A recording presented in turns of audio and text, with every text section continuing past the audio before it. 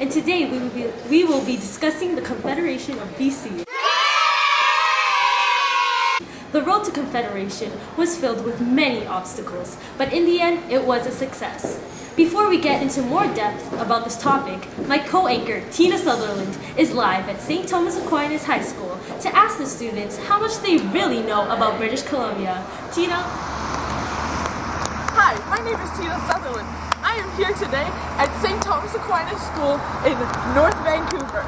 Today, we are going to be testing the knowledge of St. Thomas Aquinas High School students about the Confederation of British Columbia.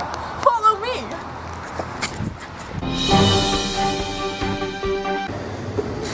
Oh, well, that's a hard question. What are you thinking? I don't know. BC got into Confederation because James Douglas was like, yo, Confederation, can we be in? Because he was the leader of BC, right? So it was something about the CTR, I think, or CPR or something. Yes. The Klondike Gold Rush? I think that's yeah. Sure. No. Was he Tommy Douglas's kid? Father, because they do this later. Oh yeah, Tommy Douglas's father. Some guy in BC. Oh, he's a leader of something. Some governor. I believe it was. Actually, Was it December 29th? Oh no, that's Canada's Confederation.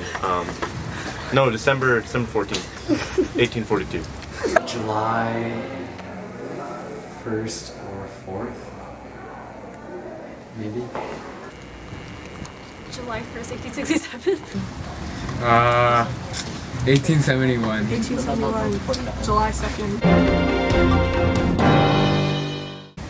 Oh, they moved stuff around. You guys told me this. It connected the country. Yeah. And then they were nationalism.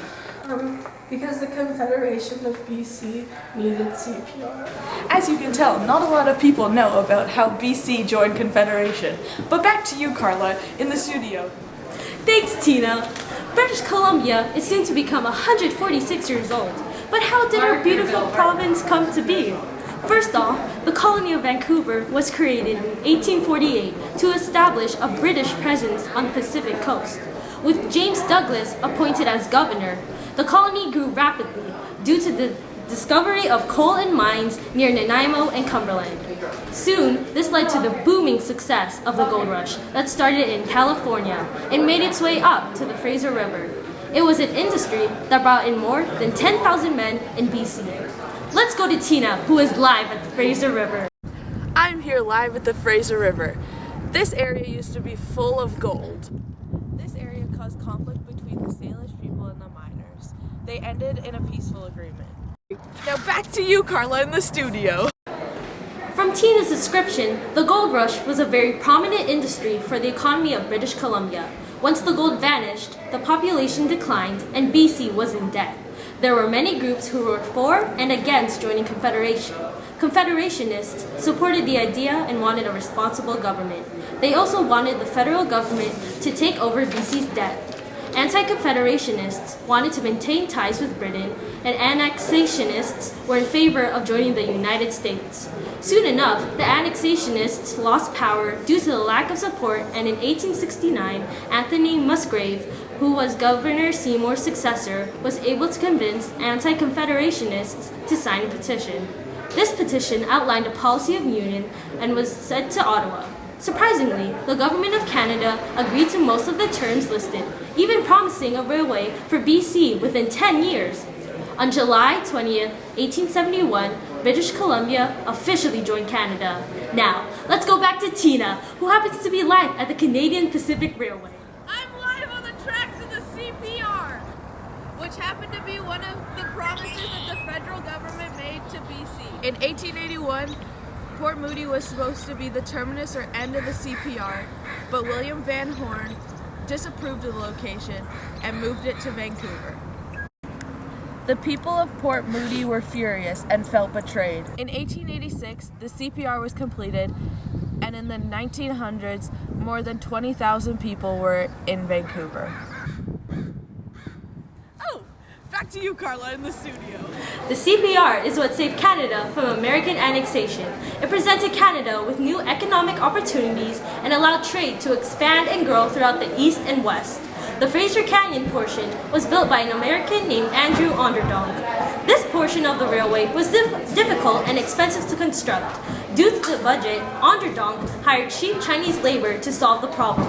Between 1881 and 1885, more than 17,000 Chinese immigrants came to BC to work on the railway.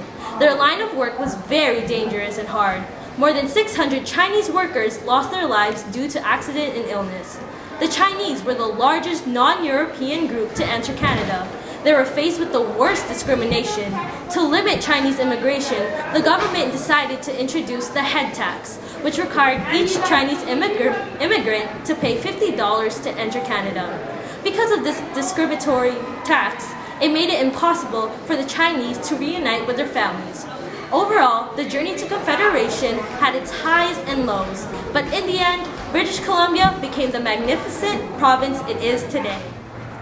I'm Teena Sutherland. And I'm Carla Valse. And thank you for watching STA News.